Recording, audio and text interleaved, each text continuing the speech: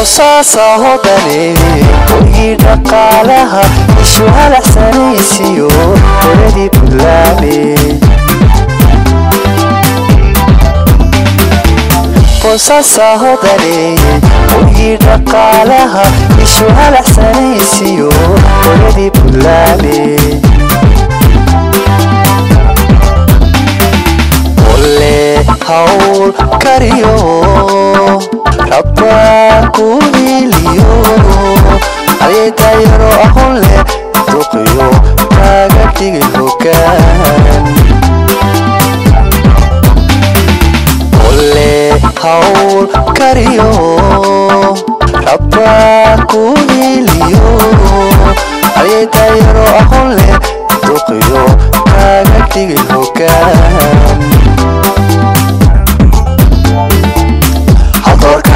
هلكا لو إغمضي وبشي ولمن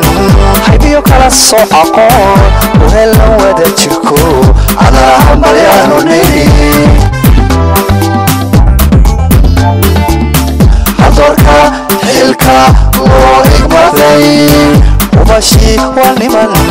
حيبيو كلا صعقون وهلا ودا تشكو على همبليانو نيري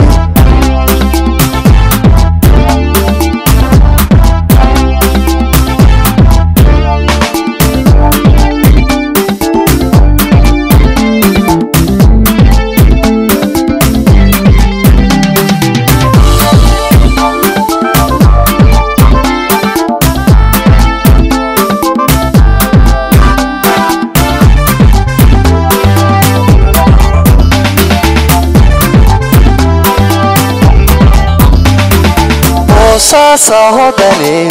بلد هضلو شما يركي هيك سركو كيلا بوصاصة هضني بلد هضلو شما يركي هيك سركو كيلا وحنا كرتيرو kulanti wacan oo wanaagsan dhamaantii madaxweynaha sida habsamida hanaanka iyo hufnaanta lagu soo qayb galay munaasabada habeenka caawa aan ku soo dhaweynayno dhammaanba golayaasha cusub ee deegaanka ee markaasi ka hergalay dowlad goboleedka Puntland gudoomiyaha habeenka caawa ay xafladiisu ka socoto goobta ay ku sugannahay waa injineer Yaasiin Mira Maxamuud iyo ku-xigeenkiisa Saciid Cabdiraxmaan Maxamed inta laga soo qayb gashay inta soo qaabashana waxa leenahay marka hore dhiga gudoomo salaan diiran degan dabacsan fidsan faahfaahsan xusan xusmaysan qiimaysan qurxoon oo waliba qaaliya aniga ku hadlaya bahda saxaafada kalsan iyo telefishinka caalamiga isaguna Puntland TV iyo bahda iyaguna qalabaynta iyo raxmada iyo raaxaynta ee waa saaxiibkay Cabdikariin Liisaan oo kala joogo oo dib ugu kulmi doonta hadii Allah wada raali ka noqdo hase yeeshee hada badan har ma buuxshaan u yeero afayeenka qabanqaabada isagoo markaasi barnaamijka guddiga isku soo duubray oo hadli doona waa Maxamuud Axmed Xasan وافقي فليتفضل محمود intaas kadib waxaan xafladda munaasabadana maanta isugu nimay macnaheedu yahay soo dhaweynta taageeridda haddii ilaahay ku run yahay la dardaaranka golihii cusbaa ee dhawaan la doortay 29 xubnood walow markii dambe 31 laga dhigay gudoomiyahooda Mr. Engineer Yaasiin Mira Maxamuud Dacar iyo gudoomiye ku-xigeenka Saciid Cabdiraxmaan Maxamed Saciid Karoon aad iyo aad baan guddiga iyo mataqaanaa gudoomiyahooda iyo gudoomiye ku-xigeenkooda u soo ugu hambalyeynaya una soo dhaweynaya waxaan leeyahay ummadda reer Boosaasood waa u hambalyeynaya intii soo xushay guddigaas xubnahaas xildhibaanada ah waan u hambalyeynaya waxaan runtii waxaan isleeyahay go'aan fiican bay qaateen laana waxa weeye nin dhalinyaro ah oo aqoon-yahana oo runtii aan isleeyahay aqoontaan waan u leeyahay markaan ka hadlo xirfad iyo aqoon uu dalka dibadiisa kaga shaqeeyo ama hadda uu hay'ad caalami u shaqeynayay bay doorteen xilligii dhalinyarada weeye waan isleeyahay wax wanaagsan bay sameeyeen sidoo kale waxa ku xigeen loo doortay nin ka caawin kara shaqo maalmeedkii khibrad u leh shantii sano hore waynala joogaa guddoomiyihii hore xasan cabdalle la shaqaynayay haddana dib loo soo doortay waxaan leenahay arrin fiican bay sameeyeen iyagana waxaan leeyahay haddii aad mataqaanaa yaasiin injineer yaasiin aad ahayd nin dhallinyaro ah oo haddii ilaahay kuu rayahay gurigiisa ka soo kaca oo aan shaqo tagoon cidaan aan ku taxalluqin maanta waxaad aabe u tahay dhammaan ummadda ku nool degmada boosaaso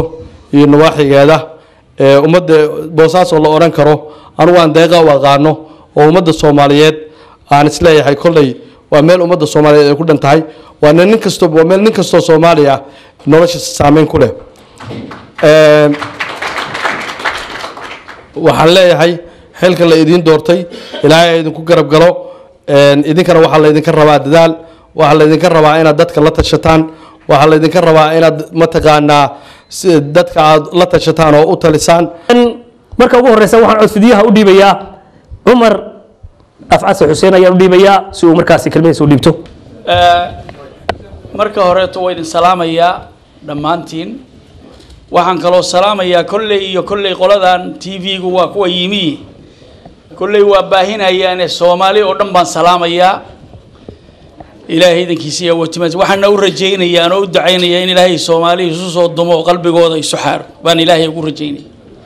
ilaahay ha idinku hanuuniyo jidka toosan baan leeyahay ilaahay waxaan ka baryayaa kuwii u adeega ummadooda inaad noqotaan kuwii dhexdooda friction iyo ficil iyo qurun iyo qabiil iyo aan kuwii aan dhexdooda ka dhicin inaad noqotaan baan idin rajaynaya example inaad u noqotaan nin dadkiina kan hadda loo doortay meesha oo la keenay ummadda Boosaaso waxa weeyaan waa magaalo weyn waa isku raran inta leeyahay laba ku dar waxay ahayd in la yiraahdo 4 degmo laga dhigo 5 degmo laga dhigo bay ahayd Soomaaliya ha noolaato Soomaaliya ha noolaato waxaan u dhiibayaa marka codfidiyaha Amiir Yaasiin Daahir ayaan u dhiibayaa falyatafadal guud ahaan horta waa salaamantii ilaahay waxaynu ka barinay xafladdan aan isugu nimi oo inaynu hambalyayno nimankii halkaa ka soo baxay Boosaaso oo guddiga ahaa oo aan ahayn labada nin oo madaxda ayaa injineerka iyo ku-xigeenkiisa kaliya maahay dhammaantood baynu hambalyaynaynaa si qabyaaladi ku jirtona u hambalyayn mayno si muwadanimo ah baynu u hambalyaynaynaa si soomaalinimo ah baynu u hambalyaynaynaa waynu la dardaarmaynaa waxaynu kula dardaarmaynaa inay ummadda u dhaxayaan iyaga dhalinyarada hadda la soo doortayna waxaa loo baahan yahay si nabadgelyo ah oo wanaag ah oo aan isbahaysi ahayn oo aan isdhaxayn ahayn oo aan xilifi ku jirin inay dadka ugu dhaxayaanin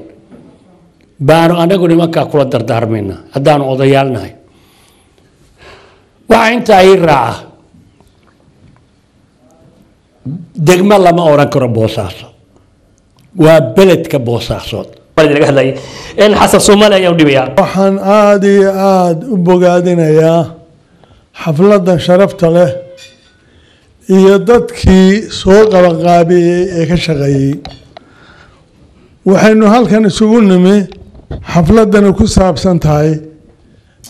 bogaadinta golaha cusub ee deegaanka gudoomiyaha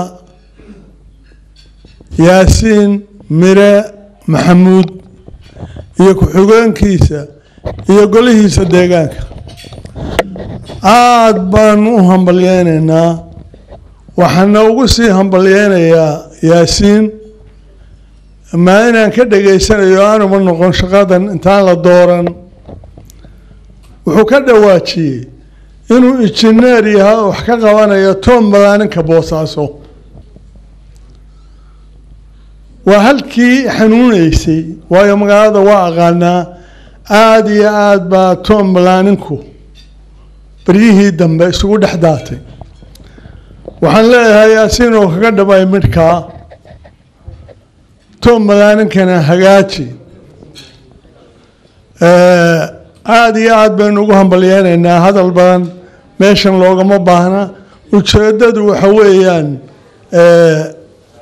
hambalyo ducada iyo khayrkana waxaan la qaybsanayaa saaxiibadoodii iga horreeyey oo duceeyey baan la qaybsanayaa oo la wadaagaa markaan waxaan codfadiyaha u dhiibayaa odayacaana waa taqaaniin anuguna aad saaxiib u nahay waa cumar jaamac cumar dheeman falyatafadal cumar wixii hambalyo iyo bogaadin ahaa oo dadka xafladan soo qabanqaabiyey iyo inta ka soo qayb gashay iyo inta soo ajiibtay mahadcelintoodii ahaa odayaasha horaa yiri xafladan asalkeeduna kolley sida odayaashu u sheegeen waxa weeye in aanu ugu ducayno golaha deegaanka ee degmada Boosaaso degmada ayaan dheheen beledka Boosaaso injineerka iyo ku-xigeenkiisa iyo golaha deegaanka isagoo la kaashanaya gobolkiisa iyo dowladdiisa waxaan soo jeedin lahaa in madxaf loo sameeyo magaalada Boosaaso madxaf lagu ururiyo taariikhdii Boosaaso madxaf lagu ururiyo dadkii wuxuu soo qabtay dadkii hor ordayay mashaariicaha kan markay la soo ogolay dawladda dhexe dagaalka ay ugu jirtay oo mucaaradkii ugu xoog badnaa Talyaanigu uu soo daayay maalmihii ugu daraa oo garanayo dadkii ordayay markii haatanna waxaan codfadiyaha u dhiibayaa Sultan Maxamuud Yuusuf Ali Xoosh ayaa u dhiibayaa falyatafadal Sultan بسم الله الرحمن الرحيم اللهم صل على سيدنا محمد وعلى آله وصحبه وسلم خيارتا هلا كان يسوتي من حفلة قروح ضبضن والسلام يا سلامة إسلام كان سلام يا سلام كبعدي سيدي دتكي إيجاه الرئي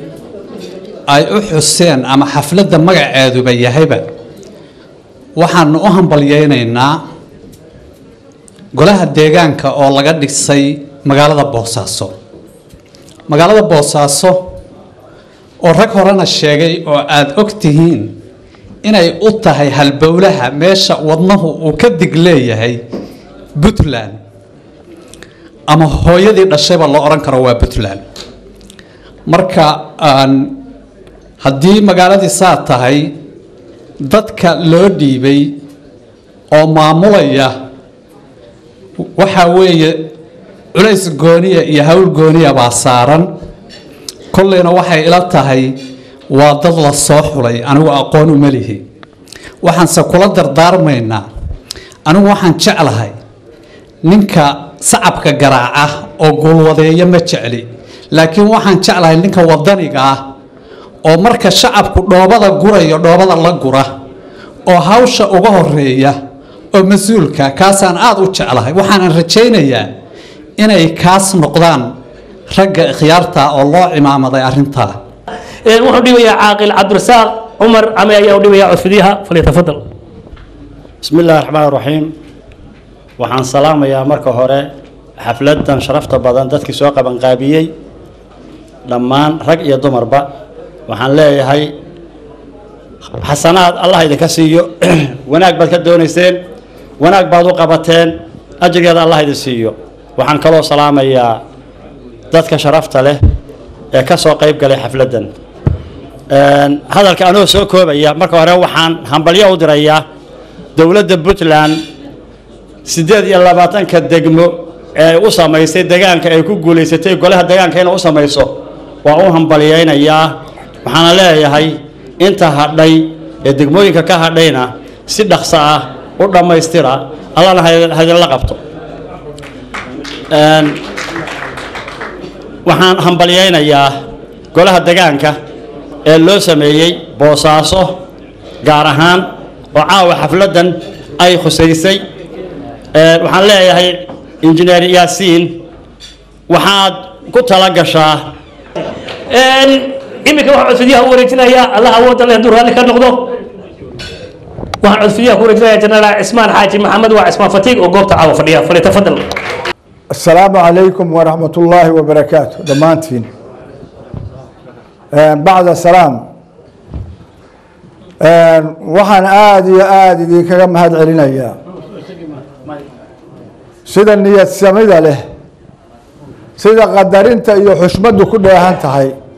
ee aada uga soo jawaabteen baaqii aan idiin soo gudbinay oo la xiriiray kasoo qaybgalka xafladdan waxaan idin leeyahay waa mahadsantihiin dhammaantiin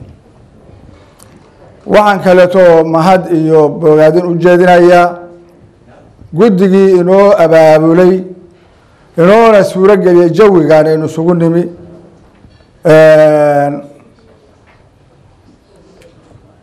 waxaan leeyahay iyagana hambalyo waan idinku hambalyeynaynaa waan idinku mahadinaynaa waxaan kaleeto mahad celinayaa xiriiriyaha xafladda bahda saxaafadda iyo kolleyba abwaaniin iyo waxaan malaynayaa rag kaleeto xafladda inoo bilaa inay jiraan iyagana hadda sidoo kaleeto intaasay la wadaagaan intaa haddii aan halkaa ku dhaafo waxaan rabaa anigoo magaciina ku hadlaya inkastoo ragoo iga horreeyay ay sheegeen inaan u gudbiyo taageero hambalyo iyo salaan dhammaan xubnihii guddigii golihii hadda la dhisay dhammaantood maayarkii magaalada loo doortay degmada loo doortay iyo ku-xigeenkiisa inagoo ugu hambalyeynayna jagadaas loo magacaabay inagoo ugu ducaynayna inuu ilaahay hawshaa la garab galo u fududeeyo kuna guuleeyo degmada boosaaso waxaa intaa u dheer sidii raggii iga horreeyay ay sheegeen waa isha ganacsi waa isha dhaqaale ee dowladda puntland degmada boos hadda maayarkii horeeto waa joogaa haddii ay maxaanku sheeg intaan sheegayo wax ka jira wax ka maxaanku sheeg si ka yihiin waa iga sixi karaa waxaan u malaynayaa waa inta degmada ugu qabaa'il badan qabaa'ilka ku nool aniga maraan maamulkeeda xoogaa ka joogay waktigii lasoo qaxay 47 qabiil oo sheer ku leh baa deganaa macnaha ma waa badnaa qabaa'il kala joogay oo markaa laakiin inta yani wax ku xisaabta lagu daro oo ama xubno ku leh ama sad ku leh ama wuxuuna 47 ay ahayd haddana kaba sii badan inta ma garanaysa degmada boosaaso runtii waxaa laga sheegi karaa wax badan baa laga sheegi karaa marka arrimaha horta siiyey ahmiyadda in la saaro culayska in la siiyo in la isku taxallujo la isku ilaaqo horta waa arrintaas nin duulka loo tuxayo oo loo magacaabayo laleeyahay madax baa ka tihiin maamul baa ka tihiin hadda inay doonaan meeshaas maxaan ku sheegayay magacaas leh taariikhdaas leh inay ku dadaalaan xaq bay u leeyihiin marka inagu anigu waxaan kusoo gabagabaynayaa xafladdan aynu caawa isugu nimi waxaynu ugu ducaynaynaa ilaahay inuu u fududeeyo waayo ilaahay markuu u fududeeyo inaguna waynu soo gaaraysaa barwaaqadeedu markay ku guuleystaan oo maxaan ku sheegay horumarkeeda la gaaro waxay noqonaysaa meel ay ku hirtaan reer puntland oo dhan ama soomaaliya oo dhan marka idinkana aada iyo aad baad u mahadsan tihiin intaasaan maxaan rabaa kelmadeeda asalaamu calaykum waraxmatullah waayahay kaasi waxaa cismaan xaaji maxamed oo markaasi ka warramayay habeenka caawa waxaan filayaa inay barnaamijku inoogu socdo boosaaso iyo warbixinteeda magacayga saxa sahal baa la dhahaa soomaaliya u dhashay siiba waa puntland boosaasa saldhiga waa biladaas waa magaaladaas ku dhashay wey ayaa habeenka caawa la faalleynayaa tiraaday nabiga rafiiqiisi noqotee rumaysay noqone ku saaliya rasuulka rabbi salli cala alxabiibi muxamed wacala alaali man hulmul waa reer boosaasood wey ninkaas haysta idin qaadaya la soco waayahay dhinacaan iyo warbixinta iyo warbaahinta aan ku noqday waxaan iminka u yeerayaa si aynu ugu noqono barnaamijkeennii wixii aad la haysaan waa naga helaysaa habeenka caawa wax badan baa idin dambeeya hase yeeshee aan u yeero markaan macalinkeygii bare faatax aan u yeero bare runtii aad iyo aad baan ugu farxsanahay inaan ka soo qayb galo xafladan lagu maamuusayo laguna soo dhaweynayo golaha deegaanka ee degmada Boosaaso waxaan kaloo u mahadnaqayaa intii soo qabanqaabisay xafladan anuu maadaama aan macallinahay waxaan maayirka kala dardaarmayaa magaalada horumarkeeda Boosaaso waxaa la yiri waa magaalo madaxdii ganacsiga ee Puntland marka waa inay u muuqataa oo lahaataa astaanteedii waxaan leeyahay magaalada weyn loo sameeyaa library weyn marka horeysa lagu keediyo buugaagta aqoonta sidoo kale waxaa la yiri dhirtu waa nolosheena waxaa loo baahan yahay magaalada in la dhireeyo maayirka iyo golaha deegaankana waxaan ka codsanaynaa insha Allah inay qorshahooda ku darsadaan sanadkii inay 5,000 geed beeraan guri kastana ku khasbaan inay geedka waraabiyaan naaxiyaana salaamaya dhammaan dadka naga soo qayb galay munaasabadeena habeenka caawa gaar ahaan jaaliyadaha iyo markaas inooga yimi duleedka magaalada London iyo daafaha UK gaar ahaan waxaan salaamayaa kooxda iyagu sida geediga ku timi oo hogaaminaya Amiirku Alyaasiin daahir oo magaaladaas Leicester magaalada isku jiraan imika marka waxaan u yeerayaa waa Dr. Cabdixakiin Juuje وما سنتهي بسم الله ثم الصلاة والسلام على أشرف المرسلين سيدنا محمد وعلى آله وصحبه أجمعين أما بعد ولا مركو غور السماء دي الكيد حاسكال الله سبحانه وتعالى علي عاقبت سنسكو كاي كاين فرصة نسي كدب وحنهم بلينا يا قبن قابياش حفلة تنقرح بدن سوق قبن قابي يو مرت شرف كي أضياش يو رجع عنك هاي كساقب قلبي وما سنتين كدب إن شاء الله بعد الناس وحن أمهد علينا يا إن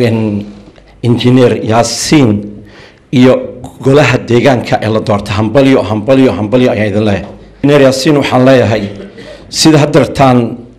uu ka dhawaajiyay professor Barafatax runtii waa muhiim qofka bini'aadanka in looga tago legacy marka legacy lagu xasuustina ka tagto haddaba Yaasiin oo caaw waxaan ku leenahay ma kaaga fadhinaa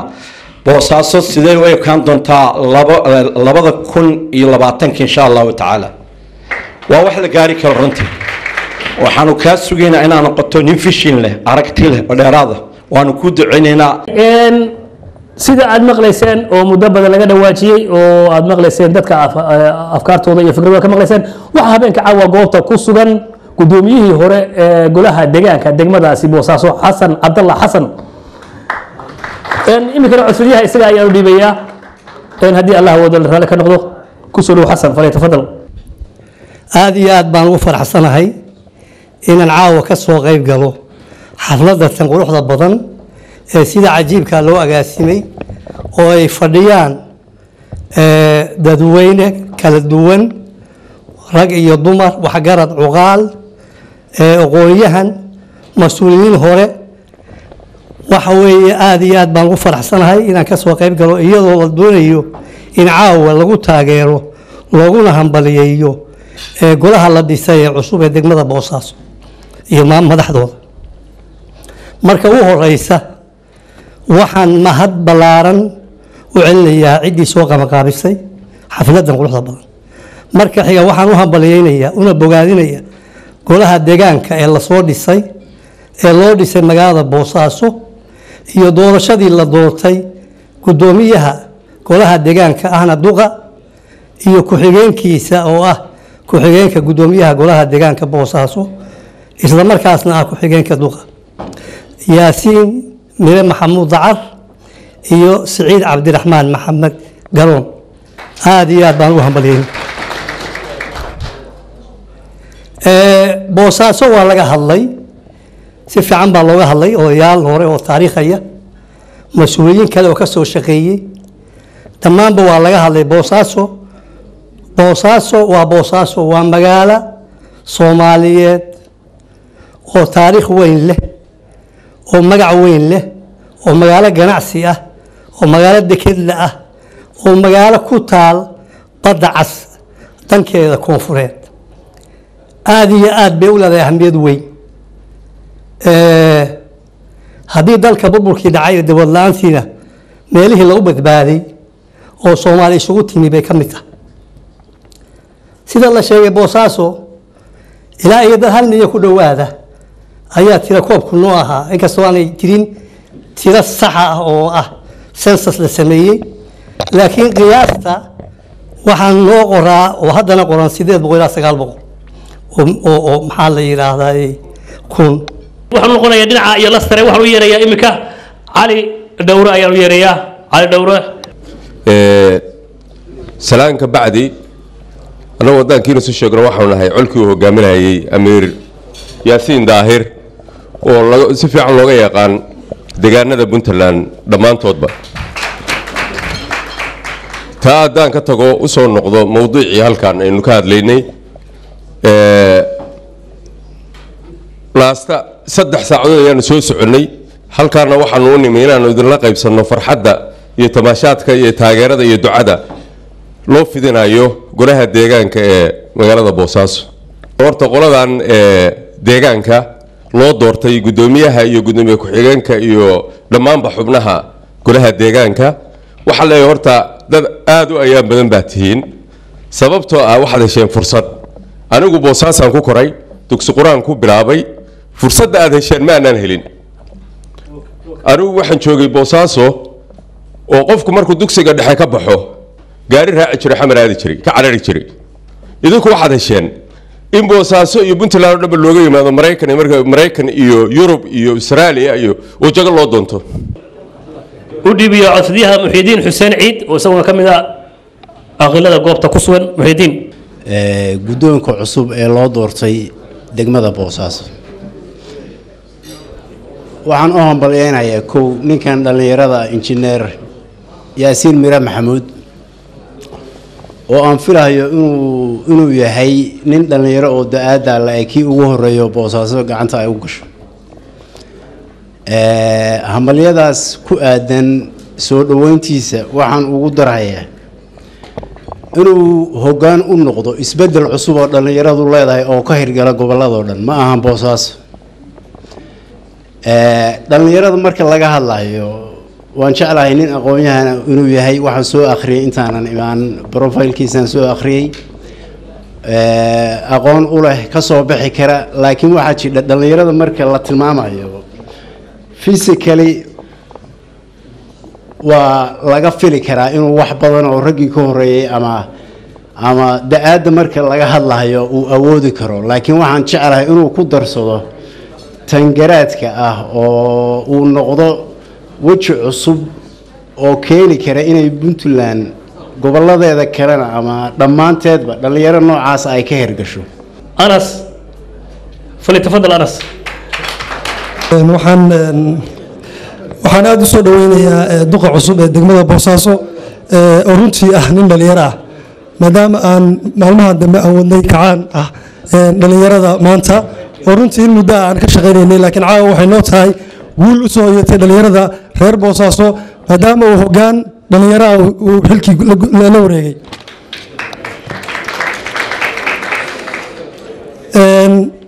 marka ugu horeysa waxaan hambalyo iyo bogaadin u dirayaa duqa degmada boosaaso oo ah runtii saaxiibkay oo aanu iskuul iyo intaba aan dhalinyaro isla ahayn magaalada boosaaso marka xigta marar badan odayaasha naga horeeya siyaasadda waxay nagu oran jireen kelmad ahayd dhalinyarada berri baa tihiin arrintaa waxaa diiday yaasiin oo yidhi adeer idinka yeeli mayno maanta waxaan nahay dhalinyaradii maanta runtii mar rabo hadalkiina kusoo dhawaado waxaan aad ugu hambaliyeynayaa isagana meesha fadhiya duqii hore degmada boosaaso xasan waxaan leeyahay thank you very much horumarka aad gaarsiisay deegaanada puntland magaalada boosaaso waayahay iminkana waxaan u yeerayaa saaxiibkay cali gulodirir oo goobta ku sugan asalaamu calaykum waraxmat ullaahi wabarakaatu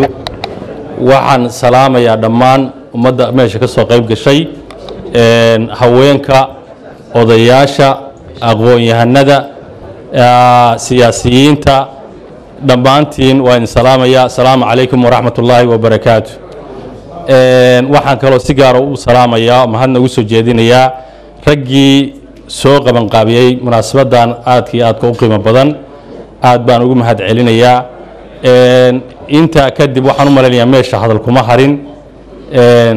yeerista uu yeeray baan soo kacay maahay wixii la odhan lahaa odayaashii iyo aqoon-yahanadii baa yidhi waxaan u hambaliyeynayaa sidaa horeba loo sheegay konsolka laga doortay magaalada boosaaso oo uu hogaaminayo maayarka magaalada boosaaso injineer yaasiin aad iyo aad baan ugu hambalyeynayaa waxaan leeyahay ilaahay xilkiina ha idin fududeeyo ilaahayna ha idinku garab galo isku daalaya maxay noo dana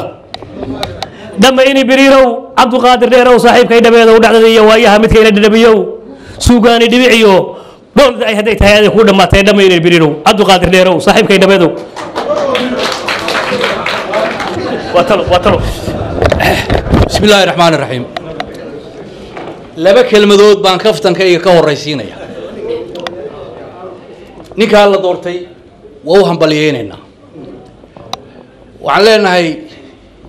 boosaaso waa baariistii Puntland haday dhaqaale tahay haday taara tahay haday maal tahay Jacques Chirac baariis buu maayar ka noqday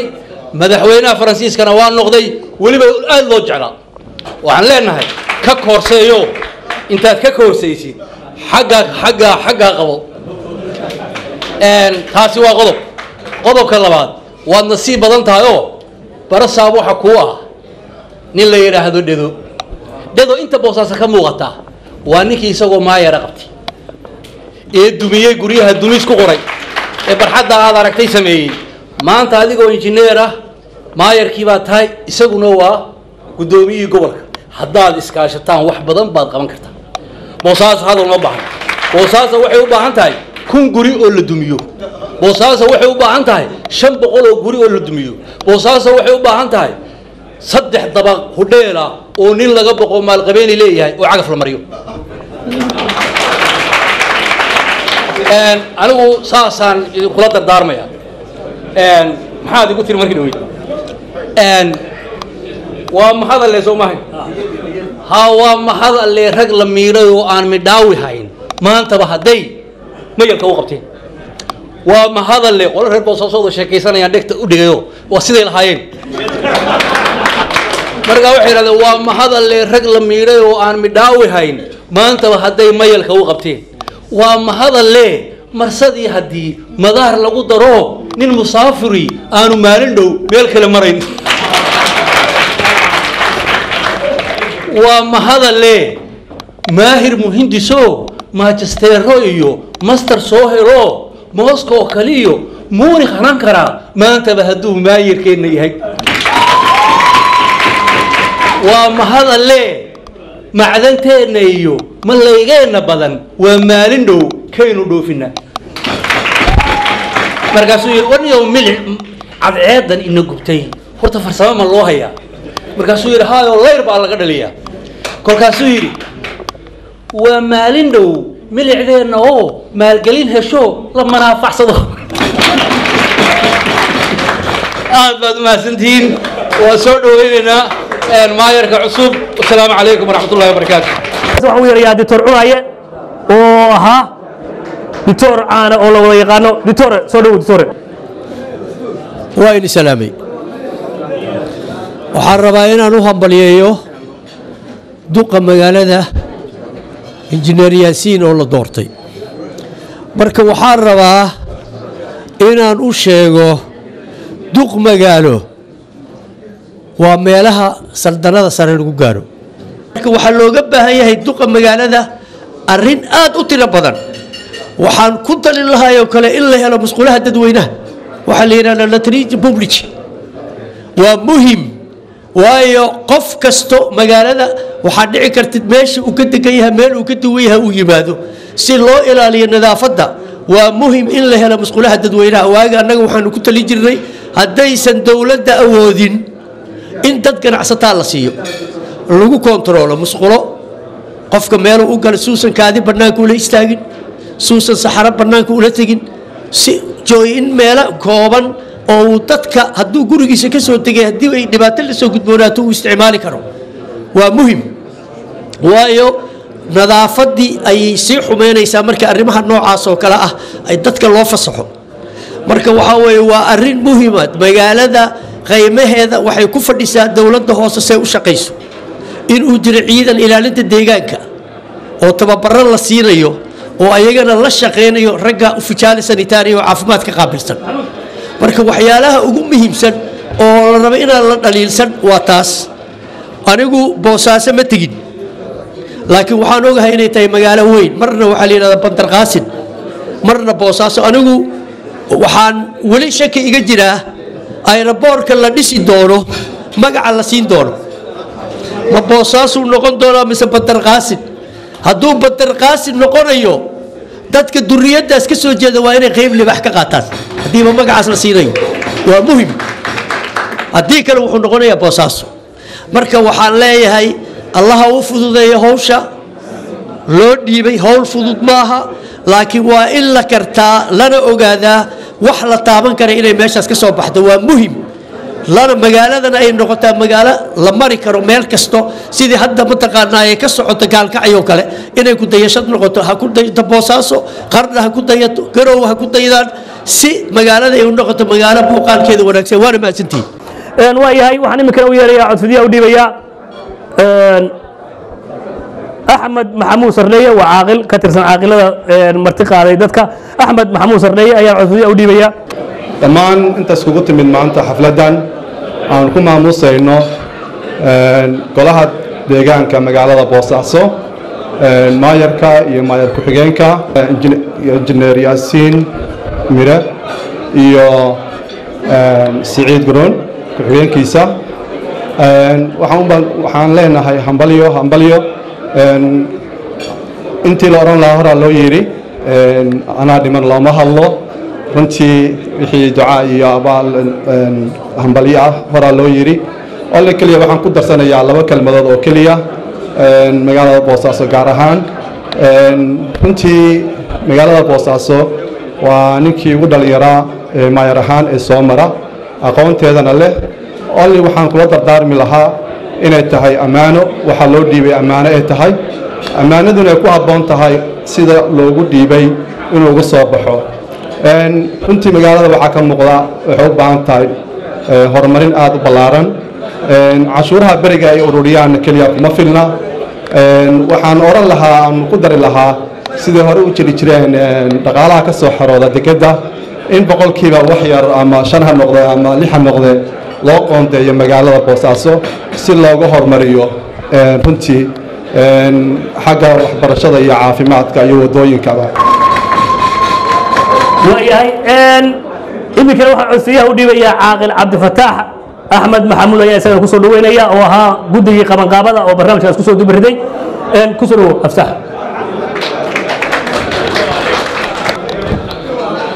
dhammaantiin waa ina salaamay dadka sharafta leh oo ka soo qayb galay xafladdan ayagoo ka kala yimi qaybtood gobollada fogfog ka yimi sida Leicester iyo Bristol iyo Manchester Liverpool waxaan aad ugu mahad celinayaa waqtiga ay soo siiyeen inay xafladda aanu ka dalbana noogu yimaadaan waxaan salaamayaa dhammaan marti sharafta meesha joogta waxaan kaloo aan salaan u diraynaa dadkuna ay u wada direen aniguna aan u dirayaa aan hambalyo u dirayaa gudoomiyaha loo doortay degmada boosaaso yaasiin mire maxamuud dacar iyo gudoomiye ku-xigeenka siciid maxamed yuusuf siciid garoon dhammaantoodna waxaan ugu ducaynaynaa in ilaahay xilkooda u fududeeyo hadal badanna ma uusan harin oo dadka dhammaantiisa hadlay laakiin sida adeer sheegay degmada yaasiin wuxuu yidhi degmo waa beled marka waxaan dhammaan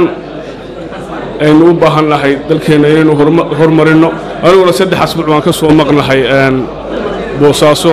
ummad walba iyadaa dhisataa buu yidhi dalkeeda marka haddaynu reer puntland nahay aad baynu uga gaabinay inaynu magaalooyinka waaweyn aynu inagu dhisanno ay maalgeliso dhalinyarada ama shacabka ama dhammaan dadka u jooga qurbaha waxaan leenahay salaan aan u habboon hufan oo la hagaajiyo habsamaan lagu dheehay oo hanaanka wanaagga rabbi haybad u saaray diintu ay horkacayso lagu horsho quraan inta joogta halkan iyo hablaha soo fadhiya ka soo hadjeeda hareertow waan idin hibaynay naga hooya salaanta waxaa la soo gaaray bacdaba aan cudurro cabaarna aan fadhino calooshu ay tabanayso codsi ay u dirayso cabitaanka sharaabka iyo cuntadii la sugayay isiraynu samayno cabaarayno yarnaro hase yeeshee waxaan barnaamijka habeenka caawa qaybtii tala bixinta iyo tusaalaha kusoo gabagabayn doonaa saaxiibkay qaali ah oo maalinimadii khamiistii jimcihii gelikii dambe khamiis ay jimce u dhiibtay oo jimcihii galabnimada ka soo degay aeroboortka hidro aeroboorti waa isaguna markaasi ahaa guddoomiyihii hore ee degmadaasi waaciye waa isxaaq axmed xasan ku soo dhawo isxaaq isxaaq wuxuu joogaa dalka ingiriiska imka qadar 48 saacadood ayuu joogaa ku soo dhawo isxaaq بسم الله الرحمن الرحيم دمان odayaasha isimada haweenka saxaafadda fanaaniinta dhammaantood salaamaya assalaamu calaykum waraxmatullahi wabarakaatu bacda salaan waxaan soo dhaweynaynaa golaha deegaanka magaalada Boosaasood iyo kan Qardho Garowe iyo Gaalkacyo dhammaan waxaan leenahay golaha deegaanka Boosaasood xilku waa xujo ilaahay hayl xujo furo halkan waxaa jooga dad qurbo jooga war qurbo joogay idinka doorkiinu muxuu yahay doorka aad ku leedihiin dalkii iyo dadkii muxuu yahay soo dhaweyn garanay saagootin garanay sacabatun garanay intaa maxaa inoo dheer inagu dalkii rajam ka qabnaa ma layno ka baahan yahay inagu ma u baahannahay maxaa inaga maxnaha barnaamij noo ah xaqiiq waxaan aaminsannahay Puntland 17 sano jidhay haddii 6 sano la yiraahdo waxa waaye qolana qamuyoto qolana qasasho Puntland ogaa halkaas fadhiyeysaan waxaan taageero hili hool u muujinaynaa guurtida isimada odayaasha culimada ganacsatada qorile iyo magacle ka wada nabadaynta waxaan anigu afkiina iyo afkay magacayga iyo afka iyo dhamaantii ku hadlaya waxa baaq nabada u dagaalanaa waan taageeraynaa odayaasha halkaa jooga oo ilaa 200 nin ah oo naf iyo maal baan u huray waxaan soo gaarnay barnaamijka qaybtiisa labaad waa qaybtii fanka iyo suugaanta oo habeenka caawa la sugaayay in masraxa lagu soo bandhigo habeenka caawa waxaan ugu hormarinaynaa hees markaasi loogu talagalay deegaanka Boosaaso iyo hoggaanka cusub ee markaasi iyagoo hantiyay deegaankaasi golaha deegaanka waa gudoomiyaha Yaasiin Nure Maxamuud Ali iyo gudoomiye ku-xigeenkiisa Saciid Cabdiraxmaan Maxamed heestaasi waxaa alifay abwaanka caanka ah ee dhaqaya Abu Bakar Ahmed Maxamuud وأبو بكر أحمد محمد ريان وين وهبيك عاوة مسرح واحد كتور دولة كوحدة ولا لها اسمها سجع UK قالها وقابلنا يوم الفنان عاكا وأبو تقالين عبدي هولن حماليو حماليانو نيري حماليو ما يركانو نيري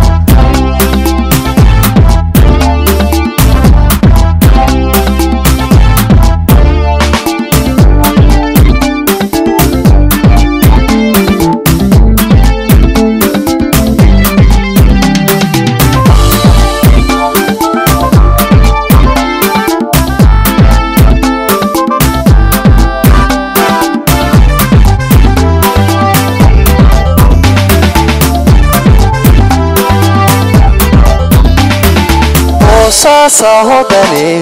ويدا قالها شو هالحسنيسيو ولدي بلامي قصة صاحبني ويدا قالها شو هالحسنيسيو ولدي بلامي قولي هول كريو ربكوني اليوم عليك يروح له تقيو كاغتي الهكان قولي هول كريو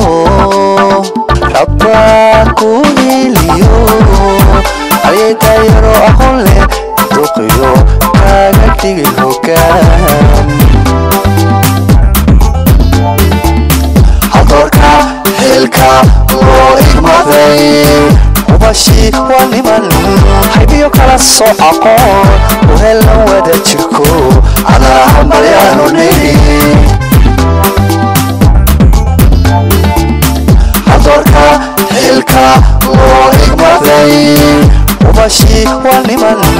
haybiyo kala soo aqoon u helan wada jirko adaa hambalyaanu niri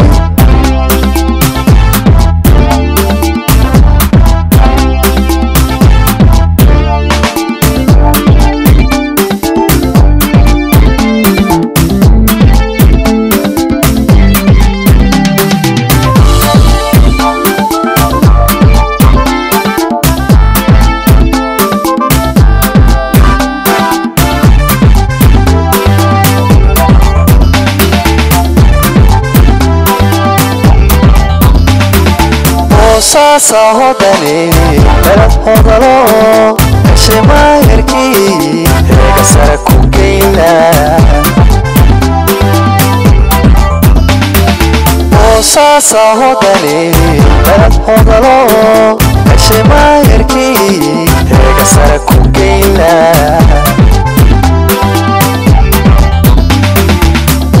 waxaanaad kartiro camigiisu yahay casimada horumaray inuu kala xerdhigo